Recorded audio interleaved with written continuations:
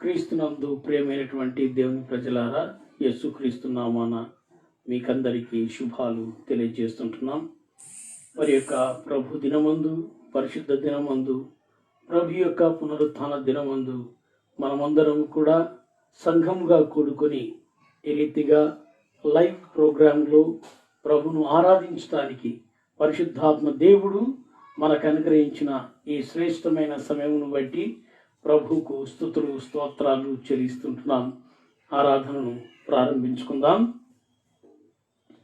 యెహోవా మీద కృత కీర్తన పాడుడి, సర్వభూజనులారా యెహోవా మీద పాడుడి, యెహోవా మీద పాడుడి, ఆయన నామమును స్తుతించుడి, అనుదినము ఆయన రక్షణ సువార్తను ప్రకటించుడి.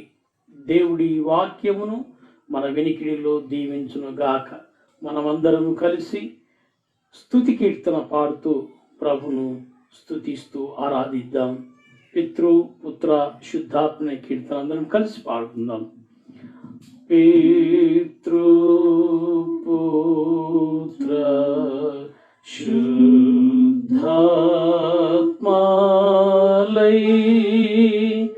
మేళనిచ్చు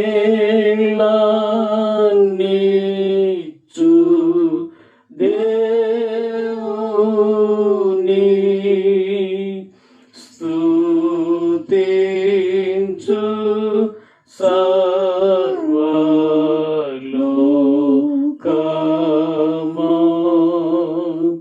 స్తుతించు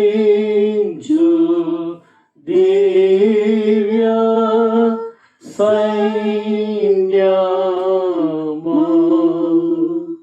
మనమందరం అదే ప్రకారంగా ప్రభు నేర్పిన ప్రార్థన చేసుకుందాం.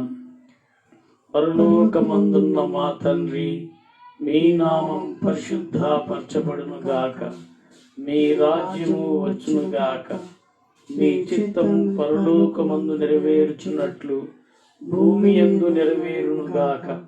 మాకు కావలసిన ఆహారం నేడు మాకు దయచేయము, మా రుణస్థులను క్షమించు ప్రకారం మమ్మను క్షమించుము, మమ్మను శోధనలోకి తేక దుష్టు నుండి తప్పించుము. ఎందుకంటే రాజ్యము బలము మహిమయు నిరంతరమును నీవే ఉన్నావు తండ్రి. ఆమేన్. మనమందరము కలిసి ఆంధ్ర క్రైస్తవ కీర్తన పుస్తకములో నుండి 20వ కీర్తన పరిశుద్ధ పరిశుద్ధ పరిశుద్ధ ప్రభువ అనే కీర్తన అందరం కలిసి పాడుకుందాం. ఆంధ్ర క్రైస్తవ కీర్తన పుస్తకములో నుండి 20వ కీర్తన పరిశుద్ధ పరిశుద్ధ పరిశుద్ధ ప్రభువ అనే కీర్తన అందరం కలిసి పాడుకుందాం. పరిశుద్ధ పరిశుద్ధ పరిశుద్ధ ప్రభువా, వరదూతలైనా నిన్ వర్ణింపగలరా, వరదూతలైనా నిన్ వరదూతలైనా నిన్ వరదూతలైనా నిన్ వర్ణింపగలరా. పరిశుద్ధ పరిశుద్ధ పరిశుద్ధ ప్రభువా, వరదూతలైనా నిన్ వర్ణింపగలరా. పరిశుద్ధ జన కూడా పరమాత్మను కూడా, పరిశుద్ధ జన కూడా పరమాత్మను కూడా, నిరూపమ బల బుద్ధి నీతి ప్రభావ, నిరూపమ బల బుద్ధి నిరూపమ బల బుద్ధి నిరూపమ బల బుద్ధి ప్రభా పరిశుద్ధ పరిశుద్ధ పరిశుద్ధ ప్రభువా వరదూతలై నానిన్వాణి పగలరా పరిశుద్ధ తనయుడ నరరూపధారుడ పరిశుద్ధ తనయుడ నరరూపధారుడ నరులను రక్షించు కరుణా సముద్ర నరులను రక్షించు నరులను రక్షించు నరులను రక్షించు కరుణా సముద్ర పరిశుద్ధ పరిశుద్ధ పరిశుద్ధ ప్రభువా వరదూతలై నానిన్వాణి పగలరా పరిశుద్ధ మగునాత్మా వరమూలిడు నాత్మా పరిశుద్ధ మగునాత్మా వరమూలిడు నాత్మా పరమానంద ప్రేమ భక్తులకిడుమా పరమానంద ప్రేమ పరమానంద ప్రేమ పరమానంద ప్రేమ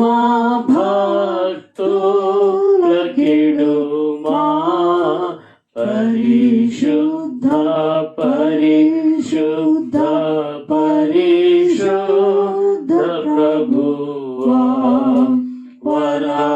వరదూతలై నానిన్వాణి పగలరా జనక కుమారాత్మలను నేకదేవా జనక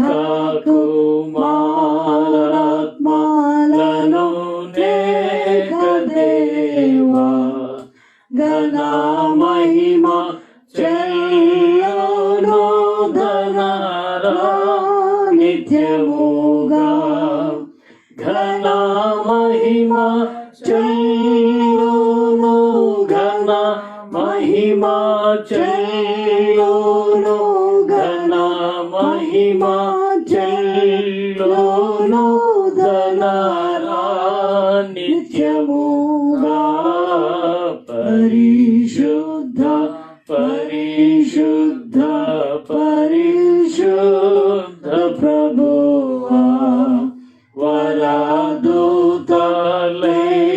నానిన్వాణి పగలరా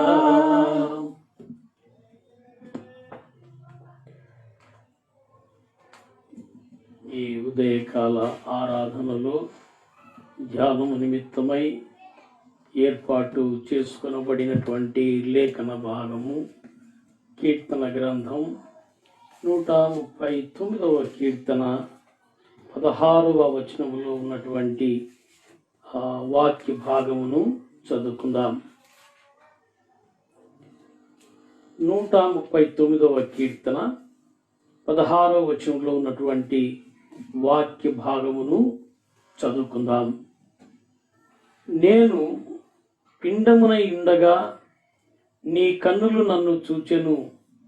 నియమింపబడిన దినములలో ఒకటైన కాకమునిపే నా దినములన్నీయు నీ గ్రంథములో లిఖితములాయెను. దేవుడు ఈ వాక్యమును మన వెనికిడిలో దీవించునుగాక. ప్రార్థన చేసుకుందాం. దైవ వాక్యం మనం ధ్యానించక పూర్వము పరిశుద్ధాత్మ నడిపింపు నిమిత్తమై పాస్టర్మ గారు ప్రార్థన చేస్తారు.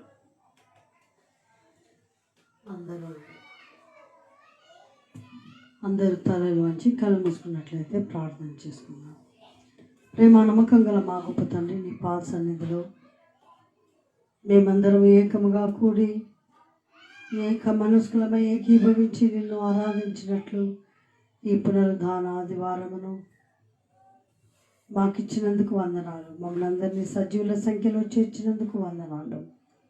ఘనమైన ప్రభా, మరి ప్రభుత్వ సంఖ్యలో మీ సన్నిధికి పిలుచుకొని ఉండగా ఆయన విడిచినటువంటి కుమారులు కుటుంబాలను, కుమార్తెను కుటుంబమును దీవించి ఆశీర్వదించి ఆదరించము దేవా. ఇప్పుడు మేము మీ వాక్యమును ధ్యానించిన ఉండగా దీనికి ఆది అంతం మీరు ఉండమని, మీ దాసుని సిలువ చాట మరుగుపరిచి మీ నోటి బూరగా వాడుకొనమని ప్రార్థిస్తున్నాం. మీరు ఇచ్చినటువంటి మాకందరికీ నాయన మీ యొక్క జీవాహారము అనుగ్రహించమని ప్రార్థన చేస్తున్నాము.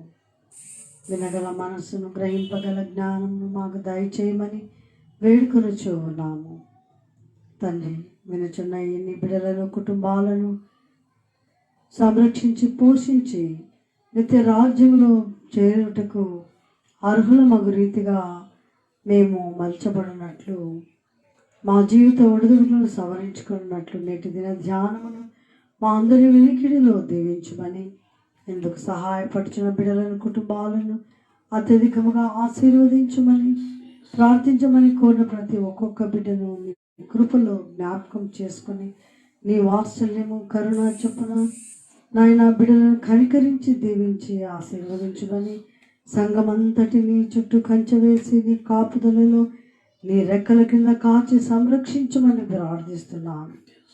పిల్లలను, యవనస్తులను, వృద్ధులను, నడి వయస్కులను ప్రతి ఒక్కరిని మీ పరిశుద్ధాత్మ చేత అభిషేకించి ముద్రించి సైతానాంధకార చీకటి శక్తుల నుండి విడిపించి విమోచించి నాయన మీరే పరిశుద్ధాత్మ వర్షము కుమ్మరించమని ప్రభువైన యేసుక్రీస్తు దివ్యమైన నామమును స్తుతించి బహువినయంగా అడిగి వేడుకొంచున్నాం తండ్రి, ఆమేన్. క్రీస్తునందు ప్రియమైనటువంటి దేవుని సంఘమా, క్రీస్తునామమున శుభములు కలుగునుగాక. ఈ ఉదయకాల ఆరాధనలో మనం ధ్యానము నిమిత్తమై 139వ కీర్తనలో ఉన్నటువంటి 16వ వచనాన్ని మనం చదువుకున్నాం. అందులో కీర్తనకారుడు ఈ రీతిగా వ్రాస్తూ ఉంటున్నాడు: నియమింపబడిన దినములలో ఒకటైనను కాకమునిపే నా దినములన్నీ నీ గ్రంథములో లిఖితములాయెను. సో దావీదు భక్తుడు ఈ కీర్తన రాస్తూ ఉంటున్నప్పుడు ఈ 139వ కీర్తన అంతట్లో మనము గమనించినట్లయితే దేవుని యొక్క ఔన్నత్యాన్ని గురించి ప్రత్యేకంగా ఈ కీర్తనలో 139వ కీర్తనలో తెలియజేస్తుంటున్నారు. మొదటి 6 వచనాలలో మనం గమనించినట్లయితే దావీదు భక్తుడు దేవుని గురించి ఆయన సర్వజ్ఞాని అని ఆ వచనాలలో మనకు ప్రస్ఫుటం చేస్తూ ఉంటున్నాడు, తెలియజేస్తుంటున్నారు. అదే రీతిగా 7వ వచనం నుండి 10వ వచనం వరకు మనం గమనించినట్లయితే మరి 10, 11 వచనాల వరకు దేవుడు సర్వాంతర్యామి అయినటువంటి దేవుడు అని ఆ వచనాలలో తెలియజేస్తుంటున్నాడు. అంతేకాకుండా 12వ వచనం నుండి 16వ వచనం వరకు మనం గమనించినట్లయితే దేవుడు ఆశ్చర్యకరుడు అని కూడా మరి ఆ వచన భాగాల్లో తెలియజేస్తుంటున్నాడు. ఆ తర్వాత వచనంలో మనం చూసినట్లయితే మరి దేవుడు సర్వశక్తిమంతుడు అని తెలియజేస్తుంటున్నారు. సో ఈ దేవుని గురించినటువంటి గొప్ప సత్యాలను ఒక మాట చెప్పాలంటే కొందరేమో దేవునికి ఉన్నటువంటి మరి పేర్లు అని అంటుంటారు, లేదా దేవునికి ఉన్నటువంటి లక్షణాలు, గుణగణాలు. సో దేవుని యొక్క గుణగణాలను గురించి దావీదు భక్తుడు తన యొక్క కీర్తనలో ప్రభును స్తుతిస్తూ ఆరాధిస్తూ ఘనపరుస్తూ ఉంటున్నాడు. ఆయన ఆశ్చర్యకరుడని, సర్వజ్ఞాని అని, సర్వాంతర్యామి అని, సర్వశక్తిమంతుడు అని మరి ప్రభును స్తుతిస్తూ కీర్తిస్తూ ఉంటున్నాడు. మరి దావీదు భక్తుడు అంటాడు కదా, మన తల్లి గర్భములో మనం పిండముగా నిరూపించబడినప్పుడే మన చివరి దినము లిఖితమాయను అని అంటాడు. మనము తల్లి గర్భములో మనం పిండముగా నిరూపించబడక మునిపే మన చివరి దినాన్ని కూడా ప్రభు తన గ్రంథంలో వ్రాసి ఉంచాడట. కాబట్టి మరి మనం దేవుని యొక్క సన్నిధిలో ప్రభు రాకడ కొరకు మనము సిద్ధపడాలి. ప్రభు కొరకు మనం ఎల్లప్పుడూ కూడా సిద్ధంగా ఉండాలి. ఆయన ఆ రాకడ కొరకు మనం ఎప్పుడు కూడా సిద్ధంగా ఉండాలి. యోబు భక్తుడు అంటాడు కదా, 14వ అధ్యాయం 5వ వచనంలో, నరుల ఆయుష్కాలము పరిమితి కలిగినటువంటిది అని అంటాడు. నరుల ఆయుష్కాలము పరిమితి కలిగినటువంటిది. మరి ఒకప్పుడు ఆది కాండంలో మనం గమనించినట్లయితే 963 సంవత్సరాలు బ్రతికినటువంటి వ్యక్తిని మనం చూస్తాం. అయితే మనిషి యొక్క జీవితము చివరికి ఎంతవరకు కుదించబడింది అని అంటే, మోషే భక్తుడు మోషే దైవజనుడు ప్రార్థన చేస్తూ తన ప్రార్థనలో 90వ కీర్తనలో ఈ రీతిగా వ్రాస్తాడు, నరుని ఆయుష్ 70 సంవత్సరాలు, అధికంగా ఉంటే 80 సంవత్సరములు, అది కూడా ఆయాసము దుఃఖమే అని అంటాడు. సో 963 సంవత్సరములు బ్రతికినటువంటి మనిషి రాను రాను రాను రాను క్రమక్రమంగా తన ఆయుష్ తగ్గిపోయింది. ఎంతవరకు వచ్చిందంటే 70 సంవత్సరాలు, 80 సంవత్సరాలు, అది కూడా ఆయాసము దుఃఖమే అని అంటుంటారు. సో అంతేకాదు, ఇంకా బైబిల్ ఏమని చెప్తుందనంటే, దేవుని వాక్యంలో మనం గమనించినట్లయితే మనిషి యొక్క జీవితము అనేటువంటిది చాలా సంకుచితమైనటువంటిది, చాలా చిన్నది అని చెప్తూ దేవుని వాక్యంలో భక్తులు రాస్తారు కదా, నరుని ఆయుష్ అది నీటి బుడగ లాంటిది అని అంటాడు. నీటి బుడగ రెప్పపాట్లనే ఉంటుంది అంతే. అంతేకాకుండా నరుని ఆయుష్ అది ఆవిరి లాంటిది అని అంటాడు. ఆవిరి కూడా మరి అంతలోనే కనపడకుండా పోయేటువంటిది. మనిషి యొక్క జీవితము నీడ లాంటిది అని అంటాడు. సూర్యుని బట్టి, సూర్యుడి యొక్క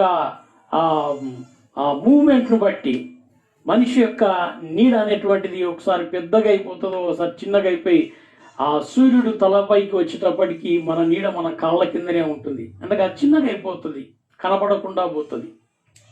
అంతేకాదు, నరుని యొక్క ఆయుష్ ఊపిరి లాంటిది అని అంటాడు. నరుని యొక్క ఆయుష్ ఊపిరి లాంటిది. అంతేకాకుండా నరుని యొక్క ఆయుష్ బెత్తడంతా అని అంటాడు. సో బెత్తడంతా అంతే. సో అటువంటి పరిస్థితిలో మనిషి యొక్క జీవితంలో ఈ ప్రభు రాకడ దినాలలో మనం ఏ రీతిగా ఉండాలి అంటే, దేవుని యొక్క రాకడ ఎప్పుడు కలిగినప్పటికీ మనము ఆయన రాకడ కొరకు సంసిద్ధంగా ఉండాలి. నేను ఇంకా నాకు టైం ఉందిలే అని అనుకోవడానికి వీలే లేదు. దేవుని వాక్యములో మరి దావీదు మహారాజు కీర్తనాకారుడు దైవజనుడి మోషే భక్తుడు రాస్తూ అంటాడు కదా, ఆ మనిషి యొక్క జీవితం గడ్డి పువ్వు లాంటిది అని అంటాడు. ఉదయం వికసిస్తుంది, సాయంత్రానికి అది వాడబారి పడిపోతుంది, కోయబడిపోతుంది. సో అటువంటి చాలా చిన్నదైనటువంటి ఈ జీవితాన్ని ఎప్పుడు ఏం జరుగుతుందో తెలియదు. మరణం అనేటువంటిది మనిషికి ఏ రూపాన వస్తుందో కూడా మనకు తెలియదు. ఈ మరణానికి జాలి దయ అంటూ ఏముండదు. చిన్నపిల్లలు కదా ఎందుకు లేని ఉండదు, లేకపోతే ముసలోళ్ళు కదా పర్లేదులే అని అనుకోవడానికి ఉండదు. ఈ మరణం ఎప్పుడైనా సంభవించవచ్చు, అది ఎవరికైనా సంభవించవచ్చు, ఏ రీతిగా అయినా సంభవించవచ్చు.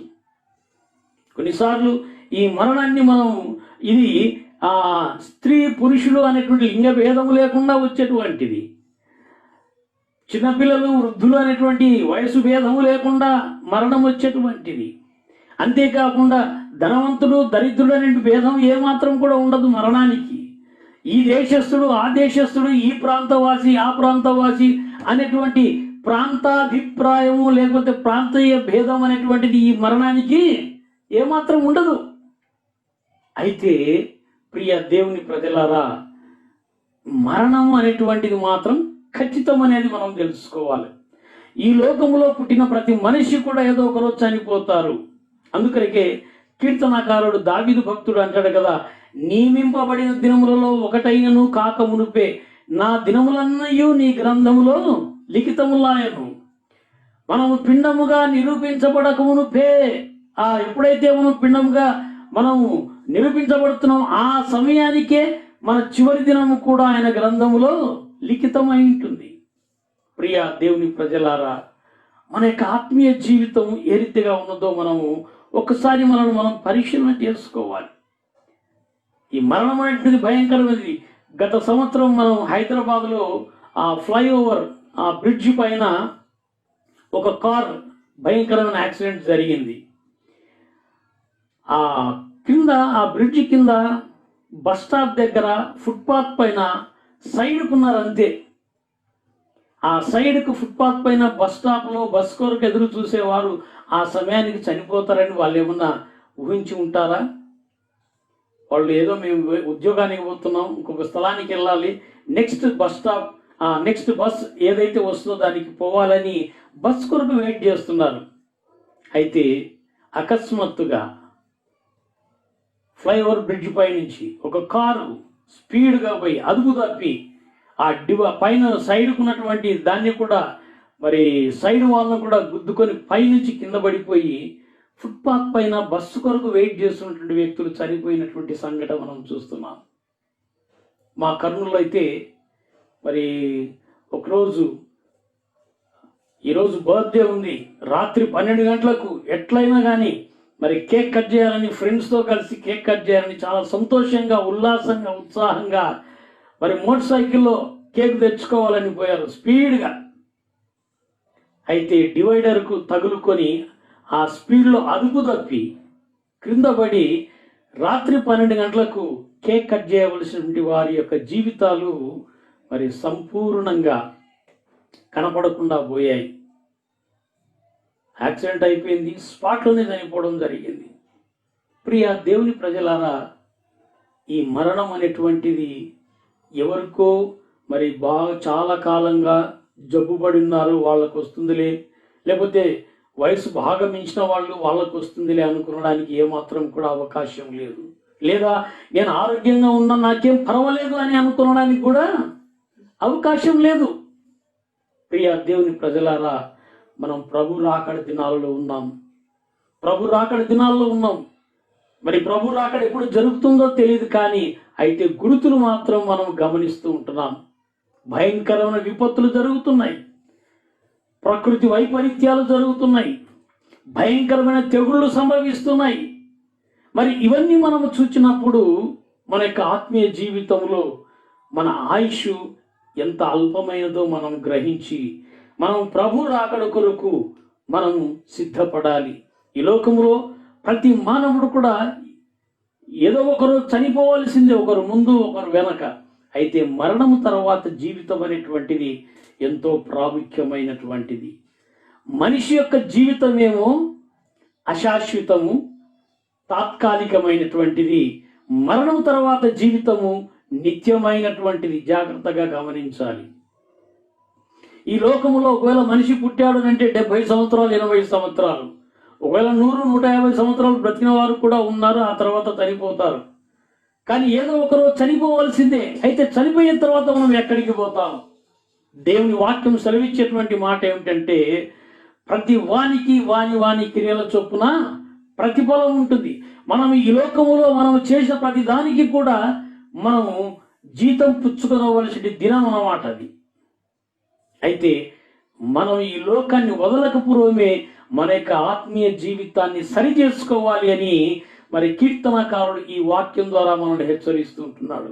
మనం తల్లి గర్భంలో మనం నియమింపబడినటువంటి దినాలు ఒకటైనను కాక మునిపే దినములన్నీ కూడా ఆయన గ్రంథములో లిఖితములాయను.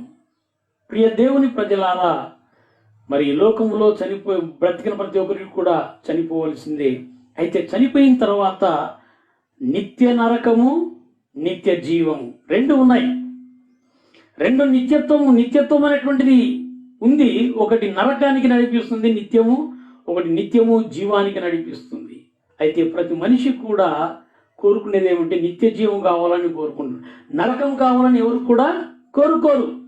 అయితే ఆ నిత్య జీవము నీవు పొందాలి అని అంటే అందుకొరకు నీవు సిద్ధపడాలి. ఈ దినాలు భయంకరమైన దినాలు కాబట్టి ప్రభు రాకడ దినాలలో ఉన్నాం. మనం మరి ఈ లోకాన్ని విడిచి వెళ్ళకపోవము 2 కార్యాలు మనం తప్పకుండా చేయాలి. మనం ఈ ఆయుష్ మన యొక్క జీవితంలో ఈ ప్రాణం ఉన్న దినాలలో, లేకపోతే మనం ఈ లోకాన్ని విడిచి వెళ్ళేటువంటి సమయానికంతా కూడా 2 కార్యాలు మనం తప్పకుండా చేయవలసిన వారమై ఉంటున్నాం. మరణానికి ముందుగా మనం చేయవలసిన కార్యాలు మొట్టమొదటిగా మనం పరలోకము కొరకు మనం సిద్ధపడాలి.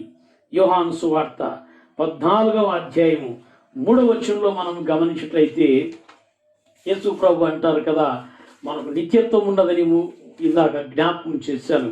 యోహాను సువార్త 14వ అధ్యాయం 3వ వచనంలో మరి ఈ రీతిగా రాస్తూ ఉంటున్నాడు, నేను వెళ్ళి నీకు స్థలము సిద్ధపరచిన ఎడలా నేనుండు స్థలములో మీరును ఉండులాగున మరలా వచ్చి నా యొద్ద ఉండుటకు మిమ్మును తీసుకొని పోవుదును. నేను వెలుచున్న స్థలములకు మార్గము మీకు తెలియనని చెప్పాను. ఇక్కడ నేనుండు స్థలములో మీరును ఉండులాగున మీరు వచ్చి నా యొద్ద ఉండుటకు మిమ్మును తీసుకొని పోదును. యేసు ప్రభు అంటున్నారు, ఆయన మనం ఈ లోకాన్ని విడిచిన తర్వాత ఎక్కడ ఉండాలి? ప్రభు కోరుతున్నాడు ఆయన సహవాసంలో ఉండాలని. ఆయన మళ్ళా వచ్చి మనను ఆయన తన దగ్గరికి తీసుకొని పోతాడు. సో ఒకవేళ మన యొక్క విశ్వాస జీవితంలో, లేకపోతే ఈ శరీర జీవితంలో, ఈ లౌకికమైన జీవితంలో ఎవరైనా మన బంధువులు, లేకపోతే మనకు బాగా తెలిసినటువంటి వారు ఎవరైనా కానీ మనను ఆహ్వానించారు, దూర ప్రాంతంలో ఉన్నారు, మరి భారతదేశంలోనే మరి బెంగళూరు కానీ ఢిల్లీ కానీ ఇలాంటి గొప్ప గొప్ప పట్టణాలలో, నగరాలలో ఉన్నారు అని అంటే వాళ్ళ దగ్గరికి మనం పోతున్నామంటే ఎంతో సిద్ధపడతాం కదా. వాళ్ళు రమ్మడాలని ఉన్న పాట మనం వెళ్తామా? వెళ్ళం. దాని కొరకు తగినటువంటి సిద్ధపాటు, మరి ఎటువంటి వస్త్రాలు తీసుకుపోవాలి, ఎన్ని రోజులు ఉంటాం, మరి రాత్రి పడుకునడానికి నైట్ డ్రెస్ ఎలా ఉండాలి, లేకపోతే మనం ఒకవేళ సిటీ చూడడానికి వెళ్ళినప్పుడు మరి మనం ఎటువంటి డ్రెస్లో ఉండాలి, ఒకవేళ నీళ్ళలో ఆడుకోవాలంటే మరి ఎటువంటి డ్రెస్ వేసుకోవాలని అన్నీ మనం సిద్ధపడి వెళ్ళిపోతాం, అన్నీ సిద్ధపడతాం రీతిగా. అయితే మరి మనం ఈ లోకంగా మన బంధువులు కానీ ఒకవేళ గొప్పవారు కానీ మనల్ని పిలిచినప్పుడు మనం ఎంతో సిద్ధపడతాం కదా. అయితే ప్రభు అంటున్నాడు, నేను మరలా వచ్చి మీరు నాతో కూడా ఉన్నట్లు నేను మిమ్మల్ని నా యొద్దకు తీసుకొని పోతాను. నాతో కూడా ఉండాలని, మీరు నాతోనే ఉండాలని నేను వచ్చి మరలా మిమ్మల్ని తీసుకొని పోతాను. Be ready, get ready. దేవుని యొక్క సన్నిధిని, దేవుని యొక్క సహవాసాన్ని మనం కలిగి ఉండడానికి ఆ దైవ సహవాసం కొరకు మనం సిద్ధపడాలి ఈ దినాల్లో. ప్రియ దేవుని ప్రజలారా, మనం దేవుని యొక్క సహవాసం అనేటువంటిది ఎంతో ప్రాముఖ్యమైనటువంటిది. ఆమోసు గ్రంథములో మనం చూసినట్లయితే 4వ అధ్యాయము మరి 12వ వచనంలో మనం గమనించినట్లయితే ఆమోసు భక్తుడు ఈ రీతిగా తెలియజేస్తాడు. ఆమోసు గ్రంథం 4వ అధ్యాయం 12వ వచనం, కాబట్టి ఇశ్రాయేలీయులారా నీ ఎడల నేను ఇలాగునే చేతును గనుక ఇశ్రాయేలీయులారా మీ దేవుని సన్నిధిని కనబడుటకై సిద్ధపడుడి. ప్రభు అంటున్నాడు, యేసయ్య నీ కొరకు నా కొరకు ప్రాణం పెట్టినటువంటి యేసయ్య, నిన్ను నన్ను రక్షించినటువంటి యేసయ్య, నిన్ను నన్ను తన విలువైనటువంటి రక్తం చేత విలువ పెట్టుకొని తన సొత్తుగా చేసుకున్నటువంటి యేసయ్య ఏమంటున్నాడంటే, నేను మీ కొరకు స్థలం సిద్ధపరచ వెళుతున్నాను, నేను మరలా వచ్చి మీరు నాతో కూడా ఉన్నట్లు మిమ్మల్ని తీసుకొని పోతాను. ప్రభువు ముందుగానే హెచ్చరిస్తున్నాడు. ప్రభు రాకడ దినాలలో మనం ఉన్నాం. అయితే మనం ఈ లోకంలో ఉన్న ప్రభు సహవాసంలో ఉండాలి. పరలోకములు ఈ లోకాన్ని విడిచిన తర్వాత కూడా ప్రభు సహవాసం ఉండాలని ప్రభు కోరుతుంటున్నాడు. ఆమోసు భక్తుడు అంటున్నాడు కదా, అక్కడ మరి ఇశ్రాయేలుతో అంటున్నాడు ఈ మాటలు. మరి ఇశ్రాయేలు యొక్క జీవితము వాళ్ళను ఆ ఐగుప్తు దేశంలో ఉన్నప్పుడు వాళ్ళకు ఎన్నో తెగుళ్ళు, ఎన్నో భయంకరమైనటువంటి ఆ నాశనకరమైన పరిస్థితులు కలిగినప్పటికీ ఇశ్రాయేలును దేవుడు వారిని తప్పించాడు. అయితే ఇప్పుడు ఏమంటాడంటే వాళ్ళకి చేసినట్టు నేను మీకు కూడా చేస్తా, జాగ్రత్త అని చెప్తూ మీ దేవుని సన్నిధిని కనబడటకై మీరు సిద్ధపడాలి. మీరు దేవుని సన్నిధిలో ఉండడానికి సిద్ధపడండి. మిమ్మల్ని ఐగుప్తు నుంచి మేము బయటికి నడిపించానే, ఎన్నో భయంకరమైన తెగుల నుండి మిమ్మల్ని క్షేమంగా బయటికి నడిపించానే. మరి మీరు ఆ ఎర్ర సముద్రం దాటినప్పుడు మరి ఎర్ర సముద్రంలో నుండి క్షేమంగా మిమ్మల్ని యువతని నడిపించానే. నాశనకరమైన పరిస్థితుల నుండి మిమ్మల్ని క్షేమంగా నడిపించానే. మీరు అరణ్యంలో నడుస్తున్నప్పుడు శత్రురాజులు మిమ్మల్ని ముట్టడి వేసి మిమ్మల్ని ఆటంకపరిచినప్పుడు వాళ్ళను కూడా సంహరించి వారిని నాశనం చేసి మిమ్మల్ని క్షేమంగా నడిపించానే. కానీ మీ యొక్క మనస్సు, మీ యొక్క జీవితం మీరు మార్చుకోవడం లేదు. జాగ్రత్త. ఒకవేళ మీరు గనక మీ జీవితాన్ని మార్చుకొనకపోతే, నేను ఇంతవరకు మీ పట్ల కృప చూపాను, కనికరము చూపాను. ఒకవేళ మీ జీవితాన్ని మార్చుకోకపోతే ఏదో ఇశ్రాయేలుకి ఐగుప్తులకు చేసినట్టే మీకు కూడా చేస్తాను అంటాడు. జాగ్రత్తగా మీరు ఆ తర్వాత వచనాలు, ఆ 10 నుంచి 12 వచనాలు జాగ్రత్తగా మీరు చదవండి. ఈ రాకడ దినాలలో సిద్ధపాటుకి ఇది ఎంతో అవసరం. ప్రియ దేవుని ప్రజలారా, అక్కడ ఆమోసు భక్తుడు అంటున్నాడు కదా, మీ దేవుని సన్నిధిని కనబడుటకై సిద్ధపడుడి. దేవుని సన్నిధిలో కనబడడానికి మీరు సిద్ధపడాలి. ఎట్లా సిద్ధపడాలి? మన ఏదైనా ఒక ఫంక్షన్కి పోతే ఆ ఫంక్షన్ యొక్క యజమానులు ఎవరైతే ఉంటారో వాళ్ళ స్టేటస్ను బట్టి మనం సిద్ధపడిపోతూ ఉంటాం కదా. అయితే ఈ లోకములో అందరిని మించినటువంటి రాజులకు రాజు అయినటువంటి రారాజు యేసయ్య మనల్ని ఆహ్వానిస్తూ ఉంటున్నాడు. ఆయన రావడానికి సిద్ధపడాలి. ప్రభువులకు ప్రభు అయినటువంటి యేసయ్యను మనల్ని ఆహ్వానిస్తున్నాడు. ఆయనను కలుసుకునడానికి మనం సిద్ధపడాలి. ఆయన సహవాసం ఉండడానికి సిద్ధపడాలి. ఆయన సన్నిధిలో ఉండడానికి మనం సిద్ధపడాలి. ఏ రీతిగా మనం సిద్ధపడతాం? యెషయా గ్రంథంలో మనం గమనించినట్లయితే 61వ అధ్యాయములో 3వ వచనం మరియు 10వ వచనంలో మనం గమనించినట్లయితే అక్కడ ఈ లోక రీతిగా అయితే మనము ఆ విలువైనటువంటి వస్త్రాల చేత మనం అలంకరించుకొని, లేకపోతే విలువైన వస్త్రాలు ధరించుకొని, మనకున్న దాంట్లో చాలా ద బెస్ట్ అనేటువంటి దాన్ని మనం ధరించుకొని మనం అటువంటి గొప్ప గొప్ప వాళ్ళ ఆహ్వానాన్ని అందుకొని ఆ అకేషన్స్కు మనం అటెండ్ అవుతూ ఉంటాం. ఇక్కడ అంటాడు కదా, మరి 3వ వచనంలో మనం గమనించినట్లయితే సియోనులో దుఃఖించు వారికి ఉల్లాస వస్త్రములు మనము మరి మన దేవుడు ప్రభు మనం ఏ రీతిగా సిద్ధపడ, అక్కడ అంటున్నాడు కదా, మీ దేవుని సన్నిధి గార్మెంట్స్ లో దొరికేటివి కాదండి. ఇవి యేసయ్య ఇచ్చేటువంటి వస్త్రాలు, ఇవి ప్రభు ఇచ్చేటువంటి వస్త్రాలు. ఉల్లాస వస్త్రము ధరించుకోనండి. ఒకసారి ఒక ఉపమానం చెప్తూ, ఆ పెళ్లి విందుకు ఒకడు వచ్చి సిద్ధపాటు లేకుండా వస్తే, ఏంటి ఇటువంటి పరిస్థితిలో ఉన్నావు అని చెప్పి వాణ్ణి చీకటి కొట్టులో పడవేయండి అని అంటాడు. ఆ ఉపమానం మనకందరికి కూడా బాగా తెలుసు. నువ్వు సరైన సిద్ధపాటు లేకపోతే దేవుడు సెలవిస్తుంటున్నాడు కదా, నీవు ఒకవేళ నీ జీవితాన్ని మార్చుకోకపోతే, నీవు ఇంకా కఠిన హృదయమైతే, నీవు ఇంకా పాపిగాని నీవు జీవిస్తున్నట్లయితే, నీవు ఈ పాపాన్ని మరి దేవుని యొక్క ఆ పిలుపును, నీవు దేవుని యొక్క ఆహ్వానాన్ని నీవు నిర్లక్ష్యం చేస్తున్నట్లయితే, ఇదిగో ఐగుప్తులో కలిగిన రీతిగానే నీకు కూడా కలుగుతుందేమో. జాగ్రత్త. కాబట్టి నీవు దేవుని సన్నిధిని కనబడటానికి నీవు సిద్ధపడాలి. ప్రిపేర్ టు మీట్ దై లార్డ్. నీ దేవుణ్ణి కలవడానికి, నీ దేవుని యొక్క సహవాసం ఉండడానికి నీవు సిద్ధపడాలి. ఎలాగనంటే ఉల్లాస వస్త్రములు. ఎల్లప్పుడూ కూడా దేవుని యొక్క పరిశుద్ధ సన్నిధిలో కనబడడానికి నువ్వు ఉల్లాసంగా ఉండాలి, యాక్టివ్గా ఉండాలి. దేవుని యొక్క దేవుని వాక్యం చదవడానికి నీవు ఉల్లాసంగా ఉత్సాహంగా ఉండాలి. దేవుని సన్నిధిలో ప్రార్థించడానికి నీవు ఉల్లాసంగా ఉత్సాహంగా ఉండాలి.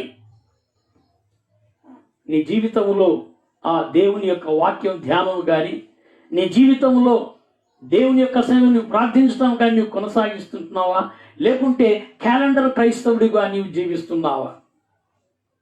నాకేం పర్వాలేదు, దేవుడు నాకు సమృద్ధిగా ఇచ్చాడు, నేను ఎంతో మందికి నేను మరి సహకరిస్తున్నాను, సహాయపడుతున్నాను, నాకు ఇక ప్రార్థనతో ఏం పనుందిలే అని నువ్వు నిర్లక్ష్యం చేస్తున్నావు. జాగ్రత్త, నీ దేవుని సన్నిధిని కనపడటంగా నువ్వు సిద్ధపడాలి. ఉల్లాసంతో ఉల్లాస వస్త్రాలను ధరించుకోవాలి. రెండవది మనం గమనించినట్లయితే ఇంకొకటి ఏమంటాడు, స్తుతి వస్త్రము అని అంటాడు.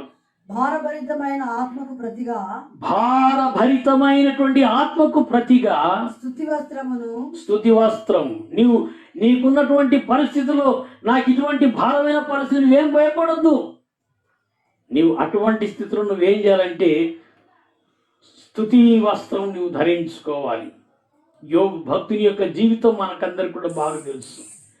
ఆయన సర్వస్వాన్ని కోల్పోయిన తర్వాత, కుమారులు కుమార్తెలు తన ఆస్తి పాస్తులన్నీ కూడా కోల్పోయిన తర్వాత, ఆరోగ్యం కోల్పోయిన తర్వాత ప్రభు అంటాడు, యోబు భక్తుడు అంటాడు ప్రభుతో, దేవుడే ఇచ్చాడు, దేవుడే తీసుకున్నాడు, యెహోవా ఇచ్చని యెహోవా తీసుకున్నాడు, ఆయన నామముకే స్తుతి కలుగునుగాక. Praise the lord.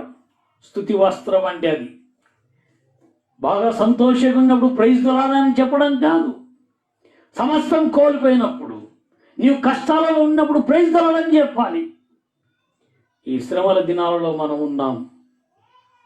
అనేక కుటుంబాలలో అనేక రకాలైనటువంటి వేదనలు మనం ఎదుర్కొంటున్నాం.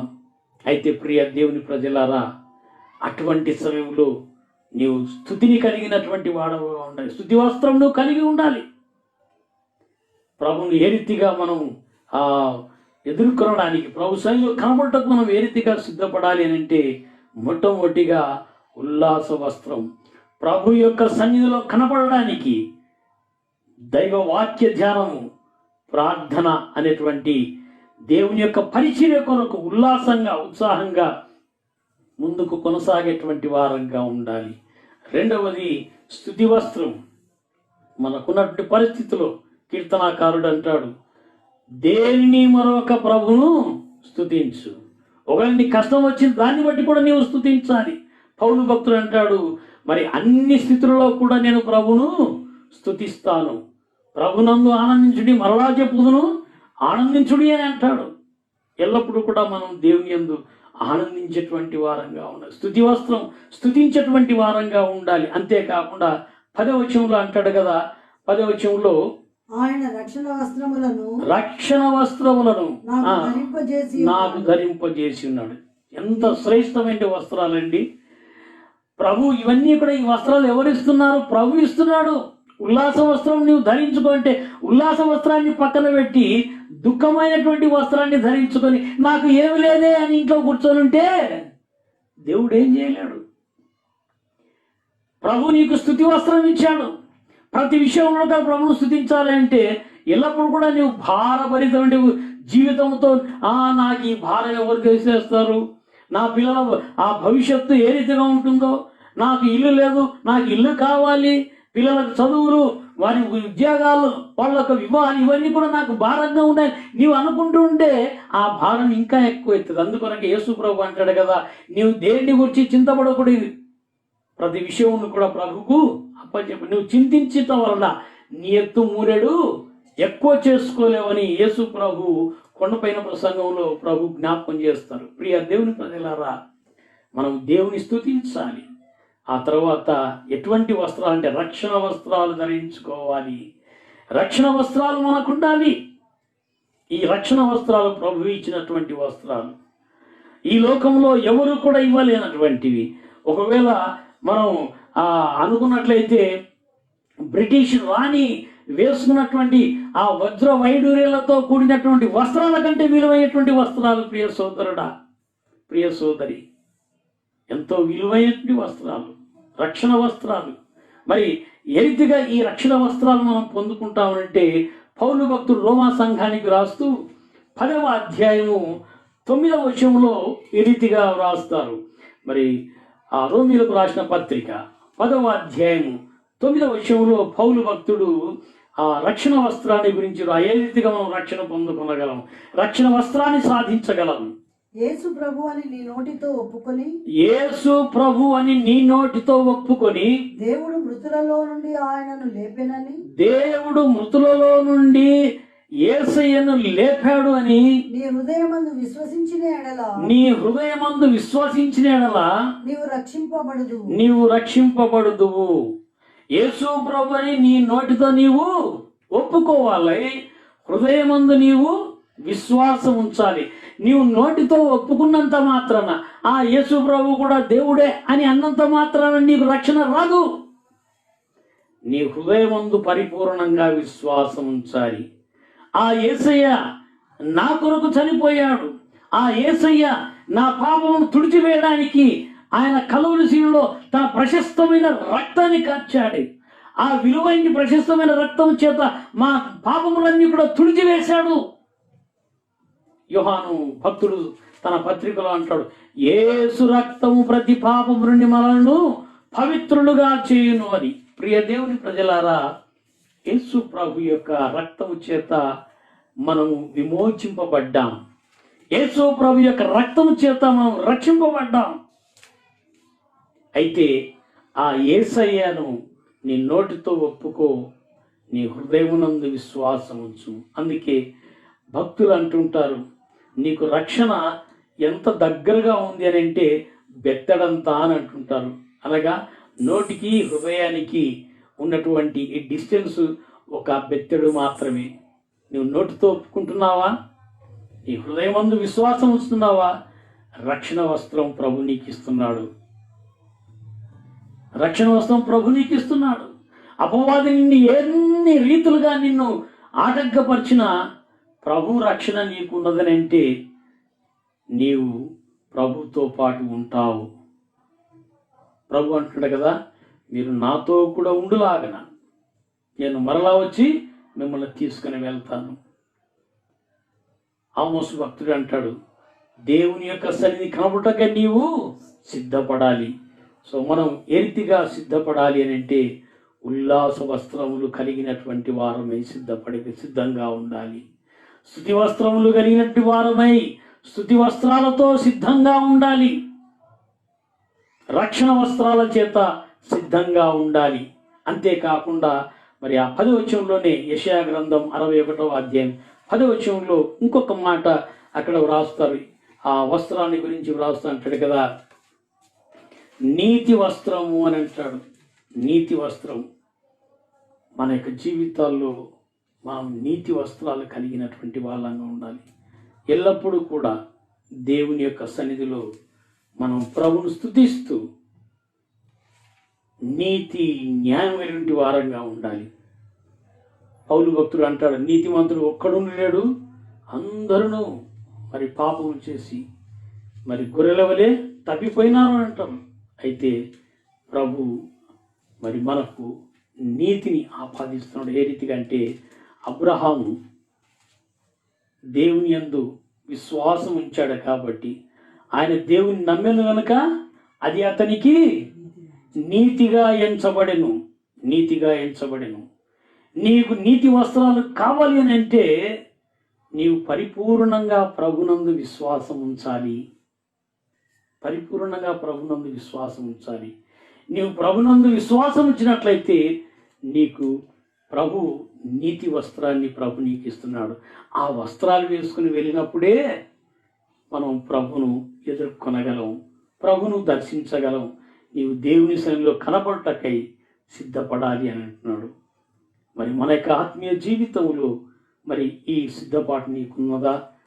దేవుని యొక్క సన్నిధిలో మరి దేవుని యొక్క సన్నిధిలో గడపడానికి, దైవ వాక్యం చదవడానికి, ప్రార్థించడానికి, దేవుని యొక్క పరిచర్యలో ముందుకు కొనసాగడానికి నీవు ఉల్లాస వస్త్రములు ధరించుకున్నావా?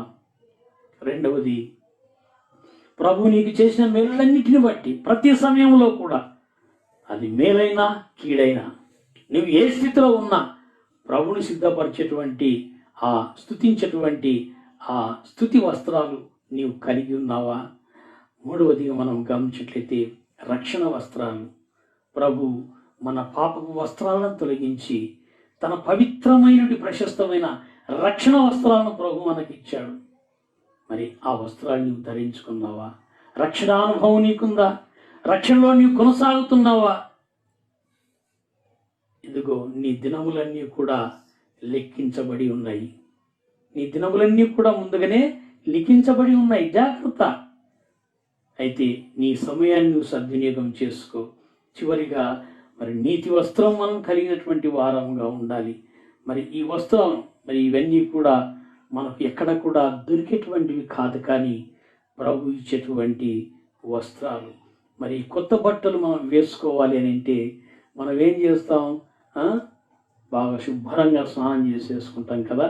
కాబట్టి మన ఆత్మీయ జీవితంలో కూడా మనం పునర్జన్మ సంబంధమైన స్నానం చేసుకుని ఈ వస్త్రాలు వేసుకోవాలి. అనగా నీవు నీ పాపములు ఒప్పుకొని వాటిని విడిచిపెట్టి నీ పాపములను నీటిలో సమాధి చేసి బాప్తిస్వం ద్వారా మరి పునర్జన్మ సంబంధమైనటువంటి స్నానం జరిపించి స్నానం చేసుకొని ఆ తర్వాత ఈ వస్త్రాలు నీవు ధరించుకోవాలి. అప్పుడే నీవు ప్రభు సన్నిధిలో నీవు కడవడానికి సిద్ధంగా ఉంటావు. రెండవది, మనం చనిపోకముందు మనం చేయవలసిన ఇంకొక ఆత్మీయ కార్యం, దైవ కార్యం ఏమిటంటే దైవ చిత్తాన్ని మనం నెరవేర్చినటువంటి వారంగా ఉండాలి. దైవ చిత్తాన్ని నెరవేర్చుకున్నాం. చాలా సందర్భాలలో చాలామందికి ఉన్నటువంటి ఒక బిలియన్ ట్రిలియన్ క్వశ్చన్ ఏమిటంటే దేవుని చిత్తం ఏంది అని. ఏదైనా జరిగితే ఒకవేళ మన కష్టకరమైన పరిస్థితులు మనం ఎదుర్కొన్నప్పుడు ఇది దేవుని చిత్తమా అని అంటాం. లేకపోతే మనకు ప్రమాదకరమైన పరిస్థితి మనం సడన్గా మనం తప్పినప్పుడు దేవుని చిత్తం, ఇది దేవుని చిత్తం. సో కొన్నిసార్లు ఈ దేవుని చిత్తం అంటే ఏమిటో మనము అర్థం చేసుకోలేకుండా ఉన్నాం. అయితే పౌలు భక్తుడు తెస్సలోనికయ పత్రికలో దేవుని చిత్తం ఏమిటో అనేటువంటి విషయాన్ని అక్కడ తెలియజేస్తుంటున్నాడు. ఈ మాట మనం జ్ఞాపకం చేసుకుందాం. అపోస్తలుడైనటువంటి పౌలు భక్తుడు తెస్సలోనికలకు రాసిన మొదటి పత్రిక 5వ అధ్యాయము 15వ వచనం నుండి 18వ వచనం వరకు ఉన్నటువంటి వాక్య భాగాన్ని మనం చదివినట్లయితే అక్కడ కొన్ని విషయాలు చెప్తూ మరి ఈలాగు చేయుట దేవుని యొక్క చిత్తము అని అంటాడు. ఆ చివరి వచనం ఒకసారి 18వ వచనంలో ప్రతి విషయం నందును కృతజ్ఞతాస్తుతులు చెల్లించుడి, ఈలాగు చేయుట యేసుక్రీస్తునందు మీ విషయములో దేవుని చిత్తం. ఈలాగు చేయుట ఏమిటి? అలాగు ఆ 15వ వచనం నుండి మనము గమనించినట్లయితే మొట్టమొదటిగా అంటాడు కదా, ఎవడును కీడునకు ప్రతి కీడు ఎవరికైనాను చేయకుండా. చాలండి, కీడునకు ప్రతి కీడు ఎవరు కూడా చేయకూడదు. సో దేవుని చిత్తం అంటే ఏంటనంటే నీవు కీడు ఎవరైనా నీకు కీడు తలపెట్టినారని నువ్వు మరలా వారికి కీడు తలపెట్టడం అనేటువంటిది దేవుని యొక్క చిత్తం కానే కాదు. అది సైతాని యొక్క చిత్తం, అది సైతాని యొక్క ప్రేరేపణ. ప్రియ దేవుని ప్రజలారా, ప్రభు అంటాడు, నీ శత్రువుల కొరకు నీవు ప్రార్థన చేయి. నీకు కీడు చేసిన వారి కొరకు, నీకు అపాయం చేసిన వాళ్ళ కొరకు నీవు ప్రార్థన చేయి, వాళ్ళని క్షమించు, నీ శత్రువు కూడా క్షమించు అని అంటాడు యేసయ్య. ఆ రీతిగానే క్షమిస్తాడు కూడా. అది దేవుని చిత్తం, అది యేసయ్య చిత్తం. నీ విషయములో, నా విషయములో, మన విషయములో. సో దేవుని చిత్తం అంటే ఏంటి? మనకు మేలు జరిగితే దేవుని చిత్తం, కాకపోతే దేవుని చిత్తం కాదనే తప్పు. నీవు ఏం చేసినా కానీ దేవుని నామ ఘనత నిమిత్తమై కీడు చేయకూడదు అనేటువంటి మాట అంటాడు. కీడు చేయకూడదు. రెండవది మనం గమనించినట్లయితే మీరు ఒకరి ఎడల ఒకడును మనుషులందరి ఎడలను ఎల్లప్పుడూ మేలైన దానిని అనుసరించి నడుచుకొనుడి. మేలైన దానిని అనుసరించి నడుచుకోండి. Praise the Lord. సో ఒకటి ఏం చేయాలి? నీవు కీడు చేయకూడదు. ఎవరైతే నీకు కీడు చేసినారో అలాంటి వారికి మేలు చేసిన వారుగా ఉండాలి. కీడు చేయొద్దు నువ్వు. యోసేపు భక్తుని యొక్క జీవితంలో మనం చూస్తాం కదా, యోసేపును తన అన్నలు చంపాలని కొట్టి నీరు లేని బావిలో పడేస్తారు. ఆ తర్వాత బయటికి తీసుకుని వచ్చి ఐగుప్తులకు అమ్మేస్తారు. ఆ తర్వాత మరి పొతిఫర్కి అమ్మడం, ఆ పొతిఫర్ ఇంట్లో ఉన్నప్పుడు ఆ శోధింపబడడం, చెరసాలలో వేయబడడం. సో ఈ సంఘటన అంతా తర్వాత ఆయన యోసేపు దేవునికి సమీపంగా ఉన్నాడు కాబట్టి యోసేపును దేవుడు అన్ని సమయాలలో కూడా ఆయనకు తోడుగా ఉండి ఐగుప్తు దేశానికి ఆ ప్రధానిగా దేవుడు ఏర్పాటు చేశాడు. అయితే కరువు వచ్చినప్పుడు ఎవరైతే యోసేపు అన్నలు ఎవరైతే మరి యోసేపు అన్నలు ఉన్నారో వారు యోసేపును కొట్టి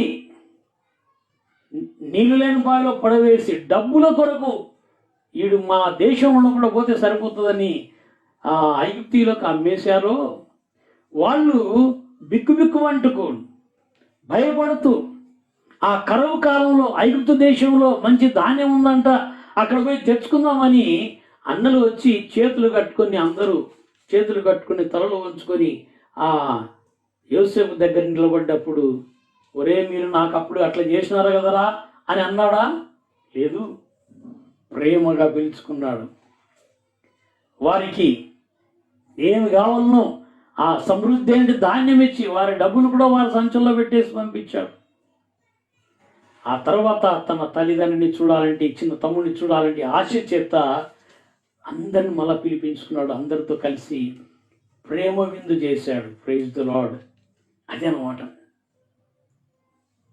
కీడు చేయకూడదు, మేలైన దాన్నే చేయాలి. కీడు చేశారు కదని వారికి కీడు చేయడం కాదు, కానీ మేలు చేసేటువంటి వారంగా మేలైన దాన్ని మనం అనుసరించాలి. కీడు కలగజేసేటువంటి దానిని, నష్టపరిచేటువంటి దాన్ని మనం అనుసరించాలి. అది దేవుని యొక్క చిత్తం. నీవు ఇతరులకు నష్టపరిచే కార్యం నువ్వు చేస్తున్నావంటే దేవుని చిత్తానికి విరోధంగా నడుచుకుంటున్నావు. నీవు ఇతరులకు మాదిరికరంగా, వారికి సహాయకరంగా, మేలుకరంగా నీవు ఉన్నావనంటే, నువ్వు చేసినటువంటి పనులు మేలుకరంగా ఉన్నాయంటే నువ్వు దైవ చిత్తాన్ని నెరవేరుస్తున్నావు. అంతేకాకుండా ఇంకొక మాట అంటాడు, ఎల్లప్పుడూ సంతోషంగా ఉండండి. ఎల్లప్పుడూ కూడా సంతోషంగా ఉండాలి. ప్రతి విషయంలో ప్రభును స్తుతించాలి, ప్రభునందు ఆనందించాలి, ఎల్లప్పుడూ సంతోషంగా ఉండాలి. మనము దేవుని యొక్క సన్నిధిలో ఉన్నప్పుడు కొన్నిసార్లు కష్టాలు వచ్చినప్పుడు ఆ కష్ట సమయంలో మనం బాధపడుకుంటూ ఉండడం అనేటువంటి దేవుని చిత్తం కాదు. ఆ టైంలో కూడా మనం సంతోషంగా ఉండాలి. ఎలాగనా? యోగులాగా అన్ని ఇచ్చినాడు, అన్ని తీసుకున్నాడు, అంతే. దేవునికి స్తుతి కలుగును కాక. సంతోషంగా, బాధతో కాదు, వేదనతో కాదు. కొన్నిసార్లు చిన్నపిల్లలు ఏడుస్తూ ఉంటే వాళ్ళకి ఏదైనా చూపించి కొంచెం అది పట్టింది నీ తీసుకో, ఇది బాగుంది అని వాళ్ళు నవ్విస్తే అనుకుంటేనే నవ్వుతూ ఉంటారు, ఏడుచుకుంటేనే నవ్వుతుంటారు అనమాట. కొన్నిసార్లు అలాంటి పరిస్థితి ఉంటుంది. క్రైస్తవ జీవితంలో ఎల్లప్పుడూ సంతోషంగా ఉండాలి. నీకు బాధ కలిగినా కానీ నీవు సంతోషంగా ఉండాలి. అవతల నిన్ను అవమానపరిచినా నువ్వు సంతోషంగా ఉండాలి. నీ మీద అనవసరమైన నిందలు మోపినా కాడే నీవు సంతోషంగా ఉండాలి. యేసుప్రభువు అంటాడు కదా, నీ మీద అబద్ధ సాక్ష్యములెల్లా పలికినప్పుడు నీవు సంతోషించి ఆనందించు, అప్పుడు పరలోకము నీ సంతోషం అధికమవును అని అంటాడు కదా. ప్రతి విషయంలో కూడా నువ్వు సంతోషపడాలి. నీ మీద అబద్ధ సాక్ష్యాలు పలుకుతారు, నీ మీద ఎన్నెన్నో రకరకాల అవమానకరమైన మాటలు మాట్లాడతారు, ఏం పర్వాలేదు. ప్రభునందు ఆనందించు, సంతోషపడు, నీ ఫలం అధికమవుతుంది. అది దేవుని యొక్క చిత్తం. నువ్వు దేవుని చిత్తాన్ని నెరవేర్చినప్పుడు నీ ఫలం అధికమవుతుంది. అంతేకాకుండా 4వది అంటాడు కదా, ఎల్లప్పుడూ ప్రార్థన చేయుడి అని అంటాడు. ఎడతెగక ప్రార్థన చేయి. ఎల్లప్పుడు కూడా ప్రార్థన, ఎడతెగక ప్రార్థన చేయాలి. మన కష్టం వచ్చినప్పుడు, మన అవసరం వచ్చినప్పుడు, మనం ఏదో ఒకవేళ వివాహాలు చేయాలనుకుంటున్నాం అనుకుంటే అప్పుడు ఆ ప్రార్థనలు విపరీతంగా ప్రార్థన చేయడం కాదు, లేకపోతే పిల్లలు వివాహాల కొరకు ప్రార్థన చేయడం కాదు, ఉద్యోగాల కొరకు ప్రార్థన చేయడం కాదు, అవి ఉద్యోగం వచ్చిన తర్వాత ప్రార్థన మర్చిపోవడం కాదు. ఎడతెగక ప్రార్థన చేయుడి. ఎడతెగక ప్రార్థన, అది దేవుని యొక్క చిత్తం. నీవు ఎప్పుడో ఒకసారి ప్రార్థన చేసి దేవుని చిత్తం ఏమో మాకు తెలియదు అని అంటే దేవుడు నీకు దాని చిత్తాన్ని బయలుపరచడు, ఆయన చిత్తాన్ని నువ్వు తెలుసుకోలేవు. నువ్వు ఎల్లప్పుడూ కూడా దేవునితో మాట్లాడుతుంటే, ప్రార్థన అంటే దేవునితో నిత్యం సంభాషణ. మనం ప్రభుతో నిత్యం మాట్లాడుతుంటే ప్రభువు తన యొక్క ప్రణాళికలను మనకు బయలుపరుస్తాడు, తన ఉద్దేశాన్ని ప్రభు మనకు బయలుపరుస్తాడు, తన చిత్తాన్ని ప్రభు మనకు బయలుపరుస్తాడు. కాబట్టి ఈ చివరి దినాలు, ఇవి సిద్ధపాటు దినాలు. నువ్వు సిద్ధపడాలి. దైవ చిత్తాన్ని నెరవేర్చుటకు నీవు సిద్ధపడాలి. దైవ చిత్తం నెరవేర్చాలి అని అంటే కీడు చేయకూడదు, మేలైన దాన్ని చేయాలి. ఎల్లప్పుడూ కూడా సంతోషంగా ఉండాలి, ఎప్పుడు కూడా ప్రార్థన చేయాలి. చివరిగా అంటాడు కదా, ఎల్లప్పుడూ కృతజ్ఞతాస్తుతులు చెల్లించుడి అని అంటాడు. ప్రతి విషయమునందును కృతజ్ఞతాస్తుతులు చెల్లించుడి. ప్రతి విషయంలో కూడా ఎల్లప్పుడూ ఇలాగు చేయుట యేసుక్రీస్తునందు మీ విషయంలో దేవుని చిత్తం. ఎల్లప్పుడూ కూడా స్తుతులు చెల్లించడం, కృతజ్ఞతలు చెల్లించడం, అది దేవుని యొక్క చిత్తం. మరి నువ్వు ఆ రకంగా చేయగలుగుతున్నావా? నిజంగా నువ్వు దేవుని చిత్తాన్ని నెరవేరుస్తున్నట్లే. ఒకవేళ నీవు ఈ రీతిగా కాకుండా మరి కీడు చేయటం కానీ, మేలు చేయకుండా మరి ఉండడం కానీ అది ఉన్నట్లయితే దైవ చిత్తాన్ని మనం నెరవేర్చకుంటున్నాం. మేలైనది ఎరిగి అది చేయకుండా కూడా పాపమే అని అంటాడు. కాబట్టి ఇది మేలుకరమని నువ్వు సహాయం చేయాలా. అది దేవుని యొక్క చిత్తం. దేవుని సన్నిధిలో ఎల్లప్పుడూ సంతోషంగా ఉండడం దేవుని యొక్క చిత్తం. దేవుని యొక్క సన్నిధిలో నిత్యం ప్రార్థన చేయడం దేవుని యొక్క చిత్తం. దేవుని యొక్క సన్నిధిలో ప్రతి విషయంలో కూడా మనం కృతజ్ఞతాస్తుతులు చెల్లించడం దేవుని యొక్క చిత్తం. మరి దైవ చిత్తాన్ని నెరవేరిస్తే నీవు దేవుని యొక్క సన్నిధి కాబట్టుకు నీవు నూతనమైన వస్త్రాల చేత నువ్వు సిద్ధపడినట్లయితే నీవు ప్రభు సహవాసంలో కూడా ఉంటావు. యేసయ్య అంటాడు కదా, మరి మనం దేవుని వాక్యలో మనం గమనించట్లయితే, మరి నేనుండు స్థలములో మీరును ఉండులాగున మీరు వచ్చి నా యొద్ద ఉండుటకు మిమ్మును తీసుకొని పోదును. ప్రియ దేవుని ప్రజలారా, మనిషి యొక్క జీవితం అనేటువంటిది చాలా అశాశ్వతమైనటువంటిది. మరి భయంకరమైన దినాలలో మనం జీవిస్తున్నాం, ప్రభు రాకడ దినాల్లో మనం జీవిస్తున్నాం. ఈ లోకాన్ని విడిచిపెట్టకపోవము నీవు చేయవలసిన కార్యం ఏమిటనంటే, మరి దేవుని యొక్క సన్నిధిలో పరలోకములో నువ్వు ప్రభుతో పాటు ఉండడానికి నీవు సిద్ధపడాలి. అందుకు మరి దేవుడిచ్చేటువంటి నూతనటి వస్త్రాన్ని నువ్వు ధరించుకోవాలి. పునర్జన్మ సంబంధమైన స్నానం చేసి ప్రభు ఇచ్చేటువంటి ఉల్లాస వస్త్రాలు, స్తుతి వస్త్రాలు, రక్షణ వస్త్రాలు, నీతి వస్త్రాలు నువ్వు ధరించుకొని ప్రభుని ఎదుర్కోవాలి. ప్రభు యొక్క సన్నిధిలో నువ్వు కనపడాలి. రెండవది, దైవ చిత్తాన్ని నెరవేర్చినప్పుడు మరి దేవుని యొక్క సన్నిధిలో మనం ఉండగలం. దేవుని యొక్క సహవాసంలో మనం ఉంటాం. మరి దేవుని యొక్క చిత్తం ఏమిటనంటే, కీడు చేయకూడదు, మేలు చేయాలి, ప్రభును సంతోషంగా ఉండాలి, ప్రభును స్తుతించాలి, ఎల్లప్పుడూ కూడా కృతజ్ఞతాస్తుతులు చెల్లించాలి. ఆ రీతిగా దైవ చిత్తాన్ని నెరవేరుస్తూ ప్రభు యొక్క సహవాసములో మనం ఉందాం. నియమింపబడిన దినములలో ఒకటైనను కాకమునుపే నా దినములన్నీ నీ గ్రంథములో లిఖితం ఆయన అంటాడు. అవును, మన ప్రతి దినం ప్రతిరోజు కూడా 139వ కీర్తన అంటాడు, మనం కూర్చుంట, లేచుట, మన పడక సమస్తం కూడా ఆయన ఎరుగును అని అంటాడు.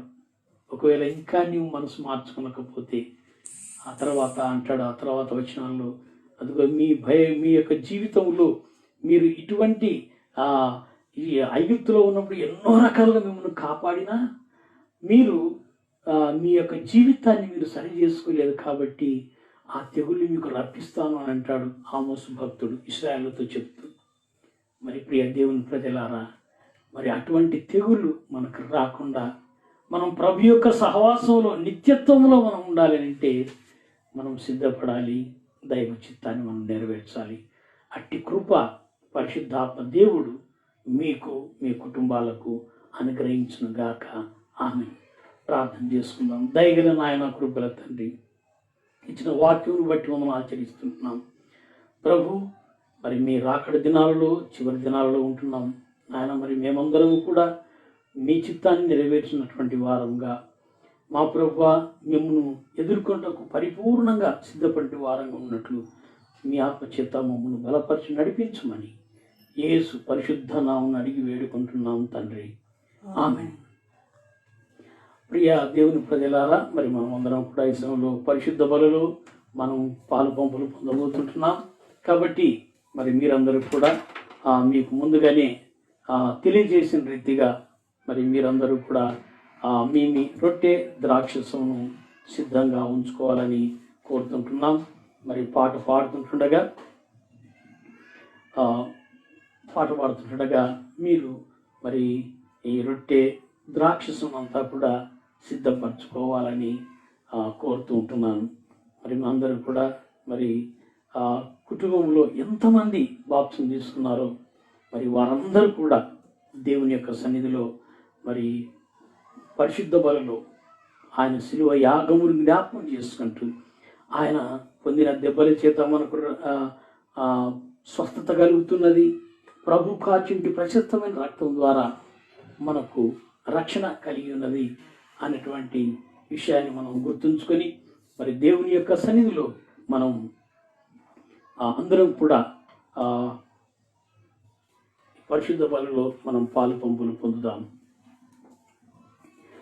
454వ కీర్తన, నేని వాడని ఉండకూడదని అనేటువంటి కీర్తన పాడుతుండగా బలం సిద్ధం చేసుకుందాం. నేని వాడనై ఉండగోరేదన్ యేసు ప్రియ రక్షక, నీవు చూపు ప్రేమానుగాంచి నన్ను చేర్చు నీ దారిన్, నన్ను చేర్చు రక్షక, నీవు పాడ సేవకు, నన్ను చేర్చు రక్షక, గాయపడ్డ ప్రక్కకు. చివరి వచనం, నీదు దివ్య ప్రేమాతిశయము ఇహ బుద్ధి కందాదు, పరమందున దాని శ్రేష్టత నేనను భావించేదన్, నన్ను చేర్చు రక్షక, నీవు పాడ సేవకు, నన్ను చేర్చు రక్షక, గాయపడ్డ ప్రక్కకు.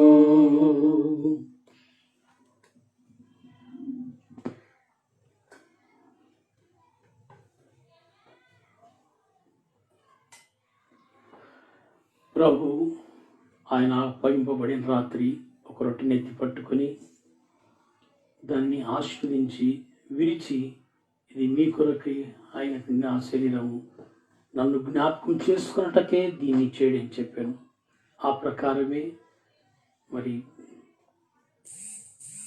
ఆయన ఒక గిన్నెని ఎత్తి పట్టుకొని దాన్ని ఆశీర్వదించి, ఇది మీ కొరకు చిందించబడినటువంటి నూతన నిబంధన నా రక్తం, నన్ను జ్ఞాపకం చేసుకున్నటకే దీన్ని చేయడని చెప్పాను.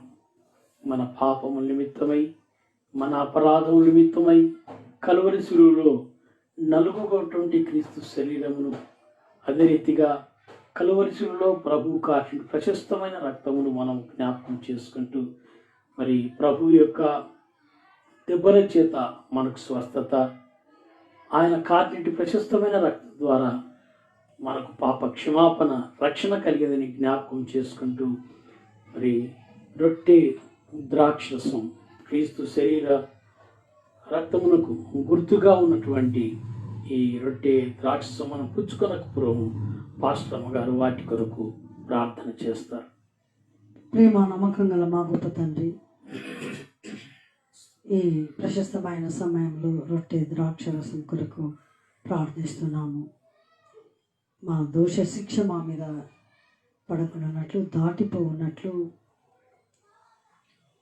మీరు కార్చినటువంటి రక్తంకై మా దోష శిక్ష మా మీద పడకున్నట్లు మీరు పొందిన గాయములు బట్టి నాయనానికి స్తోత్రం అందరం చెల్లిస్తున్నాము.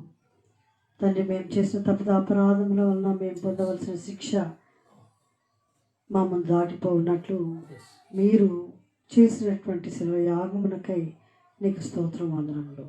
నీ శరీరానికి మారుగా ఉన్నటువంటి సూచనగా ఉన్నటువంటి ఈ రొట్టెను మీరు కార్చిన రక్తం ద్వారా మాకు పాప క్షమాపణ కలిగినదని, ఆ రక్తానికి సూచనగా ఉన్న ద్రాక్షరసమును మేము నాయన సేవించిన ఉండగా దానికి తగినటువంటి యోగ్యత మాకు దయచేయము.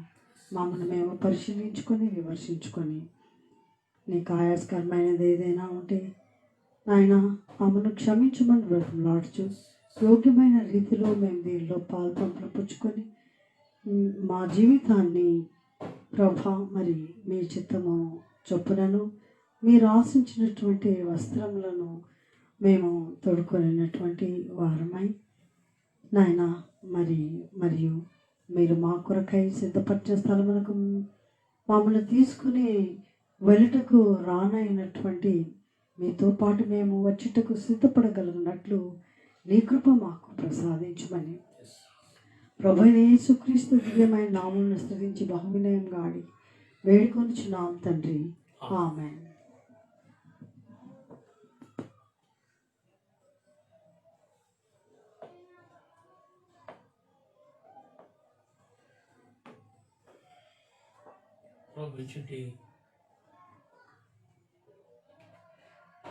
ప్రభు చుట్టి ఆజ్ఞను జ్ఞాపకం చేసుకుంటూ మన పాపం నిమిత్తమై మన అపరాధం నిమిత్తమై నలుగొట్టుంటి క్రీస్తు శరీరమును జ్ఞాపకం చేసుకుంటూ ఆయన పొందిన దెబ్బల చేత మనకు స్వస్థత, మన పాపములకు క్షమాపణ, మనకు రక్షణ కలిగిదని క్రీస్తు శరీరమునకు గుర్తుగా ఉన్నటువంటి రొట్టెను పుచ్చుకుందాం.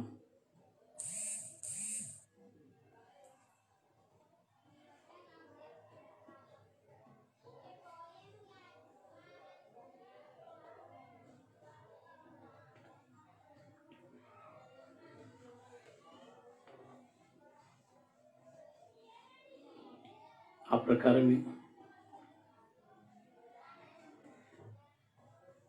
ప్రభు ఆజ్ఞ ఇచ్చినటువంటి రీతిగా మన పాపం నిమిత్తమై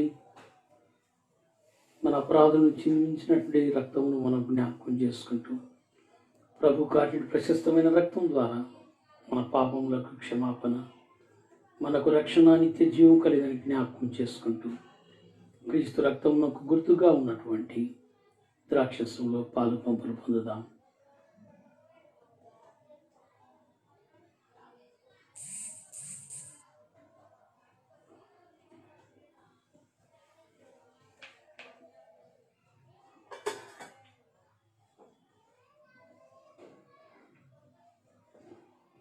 సమయంలో మరి ముగింపు ప్రార్థన ఆశీర్వాదం పాస్టర్ గారు చేస్తారు. ప్రేమ నమ్మకం గల మా గొప్ప తండ్రి, ఎవరికి లేని ఈ భాగ్యం మాకు ఇచ్చినందుకు వందనాలు. మిమ్మల్ని స్తుతించవలసిన రీతిగా మేము స్తుతించి నేను ఆరాధించి కొన్ని ఆడినట్లు మాకు ఇచ్చిన తరుణం బట్టి నీకు స్తోత్రం వందనములు.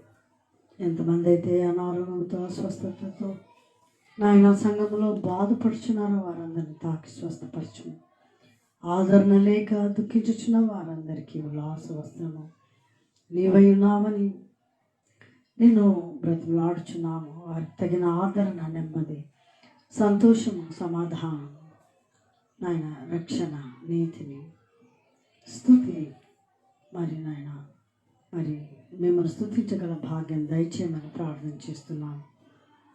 ఘనమైన తండ్రి, మేమందరము కీడు చేయటం మాని మేలు చేస్తూ ఆయన సంతోషంతో ప్రార్థన చేస్తూ ఎడతెగక ప్రార్థిస్తూ నాయన ఎల్లప్పుడూ ప్రతి విషయంలో నీ కృతజ్ఞతాస్తుతులు చెల్లిస్తూ ఉండగల భాగ్యమును మాకందరికీ దయచేయమని ప్రార్థన చేస్తున్నాను. మీరు మాకు అనుగ్రహించినటువంటి ఉల్లాస వస్త్రమును, స్తుతి వస్త్రమును, రక్షణ వస్త్రమును, నీతి వస్త్రమును మేము ధరించిన వారమే. వాటిని ధరించినటువంటి వారికి ధరించనొల్లనటువంటి వారు మా కుటుంబంలో కానీ మా సంఘంలో కానీ ఉన్నట్లయితే, సమాజంలో కానీ ఉన్నట్లయితే వారికి దాన్ని అందించగల సాధనములుగా ఉండగలిగినట్లు మీ పరిశుద్ధాత్మ అభిషేకం దయచేయమని ప్రార్థన చేస్తున్నాను. ఘనమైన మీ దాసులు అందించినటువంటి వాక్యం బట్టి నీకు స్తోత్రం, మీరు మాట్లాడిన విధానం బట్టి నీకు స్తోత్రం వందనాలు.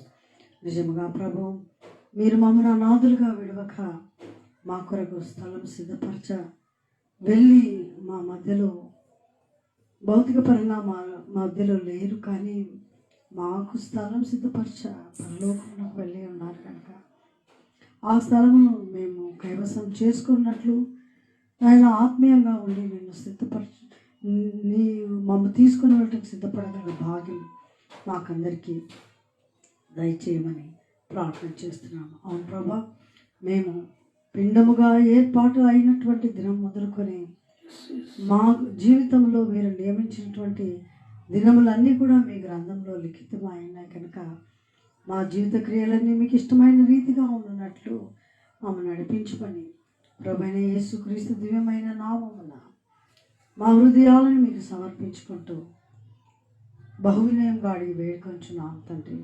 ఆమేన్. పరమ తండ్రి అయిన దేవుని ప్రేమయు ప్రభువైన యేసుక్రీస్తు కృపయు పరిశుద్ధాత్మని సహవాసం చేరిన మాటను ఆయన ప్రేమించి ప్రతి బిడ్డకును ప్రార్థా సంఖ్యలు విడిచినటువంటి కుటుంబీకులందరికీ, దుఃఖంలో ఉన్నటువంటి వారందరికీ, వ్యాధిగ్రస్తులైనటువంటి ప్రతి వారికి, ప్రార్థించమని కోరిన ప్రతి ఒక్కొక్కరికి ప్రత్యేకంగా ప్రభు రాకడలో ఎత్తబడినట్లు సిద్ధపడుటకు ధరించవలసినటువంటి వాటిని ధరించుకొని దైవ చిత్తాన్ని నెరవేర్చవాలని తీర్మానం చేసుకొని పునః ప్రతిష్ఠించుకున్నాం ప్రతి బిడ్డకు ఇప్పుడు ఎల్లప్పుడూ సదా తోడే ఉండును గాక. God bless you all. Praise the lord. ఒక మరి ప్రార్థన మనవి, మరి మన దినాన మన సంఘ సభ్యులు, ప్రియులు, పెద్దలు మరి డి ప్రభుదాస్ గారు ప్రభు యొక్క పిలుపును అందుకుని దైవసేనలో చేరి ఉంటున్నారు. మరి వారి యొక్క కుమార్తె, కుమారులు, వారి కుటుంబాల కొరకు ప్రార్థన చేద్దాం. మీ వ్యక్తిగత కుటుంబ ప్రార్థనలో జ్ఞాపకం చేసుకోవాలని కోరుతుంటున్నాం. అదే రీతిగా ఈ కరోనా వైరస్ బారిన పడినటువంటి వారి కొరకు మనం ప్రార్థన చేద్దాం. మరి ప్రత్యేకంగా మన దేశాన్ని, ప్రపంచాన్ని పట్టి పీడిస్తున్నటువంటి ఈ వైరస్ కొరకు మనం ప్రార్థన చేద్దాం. అంతేకాకుండా ప్రభు రాకడ కొరకు మనం సిద్ధపడదాం. దేవుడు మిమ్మును, మీ కుటుంబాలను దీవించునుగాక.